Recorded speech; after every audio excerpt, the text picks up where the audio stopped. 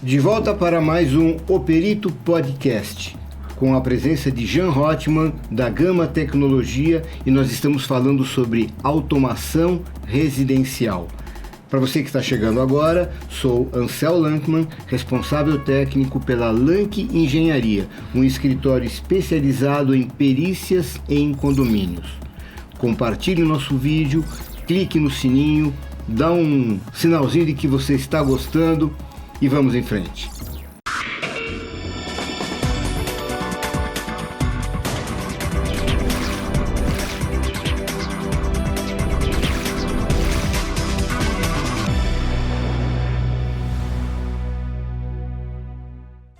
No primeiro bloco, nós falamos com o Jean Rothman, da Gama Tecnologia, sobre um sentido geral de automação.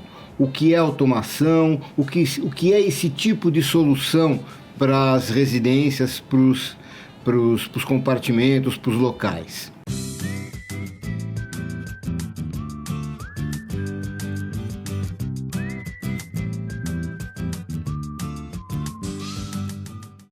Jean, vamos falar um pouquinho agora sobre áreas comuns em condomínios, tá? Especificamente, que tipo de trabalho é mais comum nessa área de condomínio? Não esquece que o nosso programa ele é dirigido para síndicos. A nossa maior audiência é no meio condominial para síndicos, né? Como que os síndicos podem entender melhor o que é automação na área que interessa mais para eles, ou seja, a administração, a gestão de uma área de uso comum? Eu acho que algumas coisas muito importantes para os condomínios são acionamento de luzes de áreas comuns em determinados horários de maneira automatizada, para que muitas vezes os funcionários se esquecem de acionar ou desligar a iluminação, controle de bombas de poço, controle de circuitos de piscina, de filtragem e de bombas de piscina, controles de acesso dos moradores biométricos. Hoje já se faz por reconhecimento visual também, além do reconhecimento facial. Eu acho que são as coisas importantes e, obviamente, algo que já é muito, muito usual, controle de câmeras e segurança e gravação dessas imagens e identificação posterior em caso de algum problema. Então vamos separar tudo isso em três coisas diferentes. Primeiro, na questão de segurança. Na questão de conforto, como que eu posso melhorar o conforto desses locais. E numa terceira situação, que eu acho muito interessante para o síndico, como que a automação pode aumentar a eficiência dos empregados de um condomínio. Entende a diferença? Sim. Como eu quero chegar? Porque o síndico ele não pode estar 24 horas administrando todas as atividades de um empregado de um condomínio, do manutencista, do zelador, do porteiro. Então, ele precisa deixar a coisa mais ou menos planificada ou automatizada para que ela caminhe sozinha. Então, como é que isso pode melhorar pelos teus sistemas aí? Colocando determinadas regras para que luzes se acendam e se apaguem em horários pré-determinados e não dependa dos funcionários do edifício, principalmente porque existe uma rotatividade de horários, então um esquece, às vezes vem um plantonista que não está acostumado com o edifício. Então... tem uma outra coisa, tem a rotatividade das pessoas e tem a rotatividade do humor das mesmas pessoas. Exatamente. Essa é a questão. Então, tudo que for tarefa repetitiva, você pode automatizar. Então, acender e apagar luzes, acionar bombas em determinados horários ou em determinadas circunstâncias. Se o nível da caixa d'água abaixar de um certo ponto, ele aciona as bombas automaticamente. Bombas de piscina também programadas com dias e horários para funcionamento. Jean, mas essa história de liga a bomba, desliga, isso aqui é tão trivial, é tão comum, a gente vê demais isso. Tá? Hoje todas as caixas d'água têm suas boias. A caixa lá de baixo tem a boia que funciona de um jeito, para a bomba parar quando está vazia, a de cima para quando está cheia. Enfim, são sistemas muito comuns. Eu queria perguntar para você as exceções. Eu vou te dar um exemplo. Há uns anos atrás, eu fiz uma vistoria na Neoquímica Arena, no estádio do Corinthians. Tá?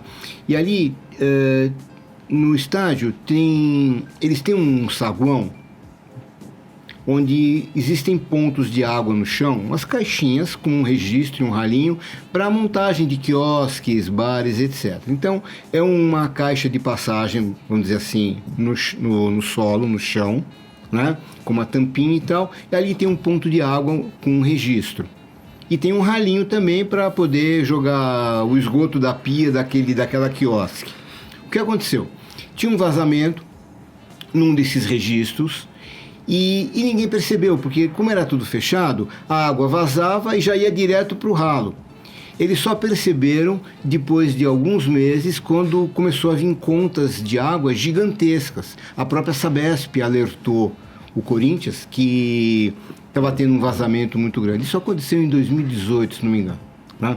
Bem, aconteceu. É uma exceção, é um vazamento que você não prevê.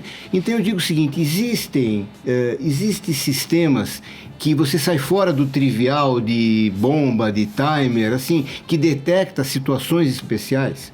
Sim, existem sensores de vazamento de líquidos e gases, e você instala esses sensores e ele pode estar acoplado, ele pode te dar um alarme em caso de vazamento de água, ou ele já pode estar acoplado a registros elétricos que fecham a entrada de água em caso de vazamento, ou fecham uma entrada de gás em caso de detecção de vazamento, além de poder dar um alarme aos responsáveis que está ocorrendo um problema. Interessante. Inclusive, síndico, eu digo o seguinte, eu no meu trabalho de identificar defeitos construtivos que vocês herdam das construtoras, então, existe um problema muito comum, que é o seguinte, a saída do ladrão da caixa d'água lá de cima está num local que não é muito visível. O que acontece? A saída do ladrão tem que estar num lugar visível, porque se tiver um problema na boia e a caixa começar a transbordar, antes de transbordar, a água vai sair pelo ladrão, você precisa notar que a água está saindo pelo ladrão. E às vezes esse ponto é escondido, você não é muito visível, demora para ver. Isso significa que você vai perder muita água enquanto isso. Então, Jean, é importante um sensor desse num condomínio se o síndico está numa situação dessas em que não é tão visível assim a detecção de um vazamento. Exatamente. E ainda hoje existem sensores que eles monitoram a pressão do sistema. Então, se existe uma alteração fora da curva de pressão do sistema, ele já pode dar o alarme ou fechar registros de água porque ele está detectando um vazamento. E para implantar um sistema desse, o que você mais encontra de dificuldade para implantar mesmo, para você colocar, ligar por sensor assim? A maior dificuldade é implantar soluções e sistemas em obras já existentes, que não são construções novas, onde você enfrenta um problema... Pode falar em prédio velho. Exatamente. em edifícios mais antigos, onde você não tem tubulações, você não tem infraestrutura para passagem de cabos de cabeamento e caixas de passagem, e isso você tem que fazer eventualmente tubulações externas, e isso acaba afetando a estética do condomínio. Você já foi chamado alguma vez para dar alguma consultoria para melhorar essa infraestrutura? Porque é um problema, veja bem, mesmo que a pessoa não queira implantar um sistema de automação que não tem ideia de quanto custa, vamos supor que não é o objetivo do condomínio agora implantar aquilo, mas ele quer deixar preparado, para aquele síndico que vier sucedê-lo. Ou pelo menos deixar preparado agora para implantar no ano que vem, por exemplo, alguma coisa assim? Sim, nós fazemos projetos para construtoras em obras novas, é um projeto de infraestrutura para já deixar o condomínio preparado para futuras implantações de tecnologia. Agora, no caso de retrofit de edifícios já antigos, esse trabalho normalmente ele é feito junto com arquitetos e engenheiros que vão ver a necessidade e a viabilidade de você colocar uma tubulação interna, quebrar uma determinada parede para embutir isso. Ou seja, é interessante você ter o trabalho do integrador de sistemas junto com alguém que vai te ajudar a melhorar essa infraestrutura para te facilitar esse tipo de instalação e até instalações futuras também, não é, Jean? Exato. Agora, isso é a questão das dificuldades do imóvel, da edificação. E as dificuldades que as pessoas sentem, como é que você toureia isso? Depende, eu acho que a gente precisa dividir isso em áreas comuns de um edifício ou de usuários de residências privadas. Eu acho que as necessidades são diferentes e o nível do usuário e o treinamento do usuário é outro. Jean, nós falamos até agora em problemas nas edificações, no imóvel em si. Tá? Agora, os usuários, as pessoas que não estão acostumadas com isso, nós estamos falando em áreas comuns de condomínio, então vamos falar sobre os empregados dos condomínios. Tá? Você tem problema desse tipo? O que você enxerga de dificuldade do pessoal de operar um sistema de automação? Normalmente, quando se faz um projeto de automação, alguma solução predial condominial, faz parte do escopo, após a instalação, treinamento dos usuários, dos funcionários, porteiros, zeladores, etc.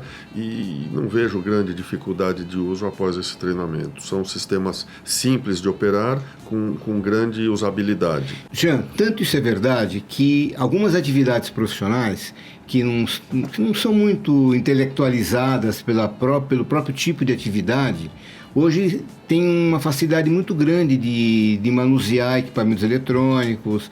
Por exemplo, frentista de posto de gasolina. Você vai abastecer o carro, o próprio frentista já mexe no computador para emitir a nota, para passar o cartão. Enfim, não é uma coisa muito fácil, antigamente, né? Então as próprias pessoas elas se desenvolvem mais, tá? Operar o interfone na portaria de um prédio, né?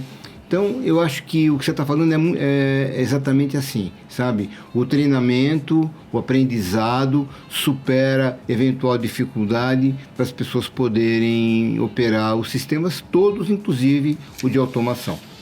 Exato.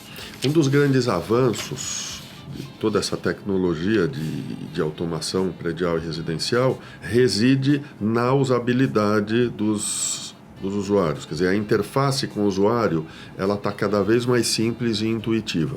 Sim. Então, com um pequeno treinamento, a pessoa já é capaz de operar. Além do que tarefas repetitivas já estão programadas no sistema e não dependem de interação do usuário normalmente. Tá bom. Chegou uma pergunta aqui do Rubens Osório, de Barão Geraldo, Campinas.